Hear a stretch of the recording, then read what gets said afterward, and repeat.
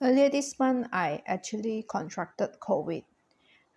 I didn't know because it normally within the first 3 days, you normally do not show any symptoms, and the symptom only manifests after about 3 days, where I started developing joint aches and fever. At that point of time, there's no choice. I'm my mother's sole caregiver. I have to take care of her.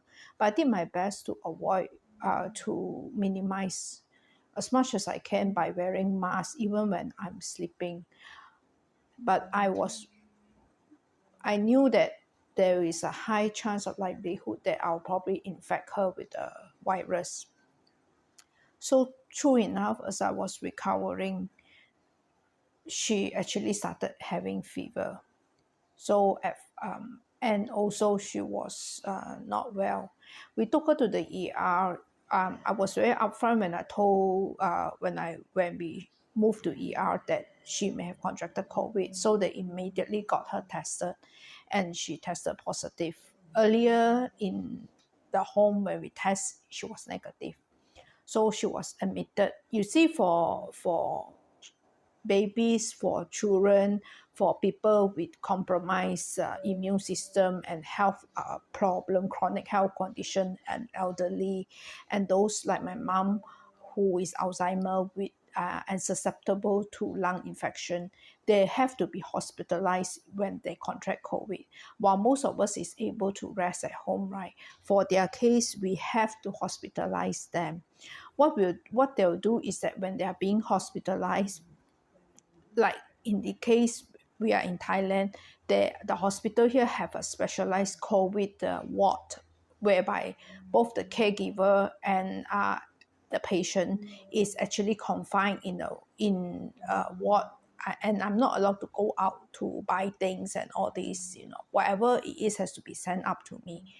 The thing is they will give them antiviral. The moment my mom had antiviral medication, immediately her fever gone down. But when at home, I have tried a lot of things. I've tried towels, I've tried suction to suck out her phlegm, and I tried all kinds of things, but I couldn't bring down her fever. But the moment they put the antiviral medication via IV, immediately her fever subsided. So the medication with the IV lasts for 5 days. This is my mother's second COVID. She had COVID for the second time already. I had it first time only earlier this month.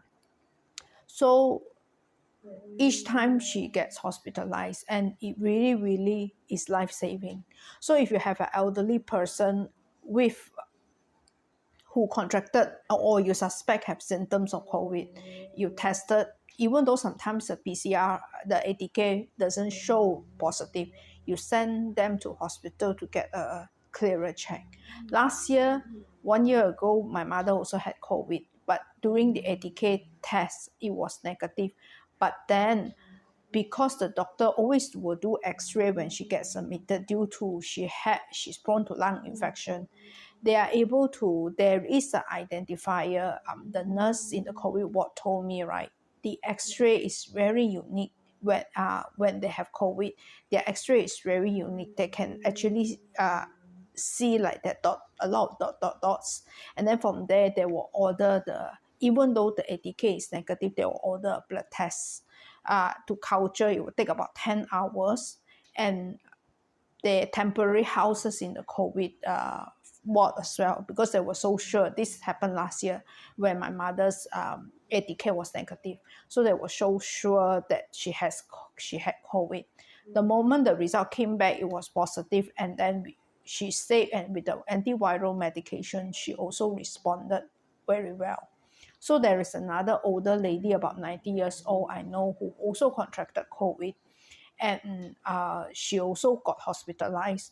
The moment she had antiviral medication, her fever also immediately is gone. So for us, we normal adults, we are able to get well on our own. But then always remember, for elderly, for babies, toddlers, for those with the compromised immune system, you have to take them to the hospital for a checkup. It is life-saving.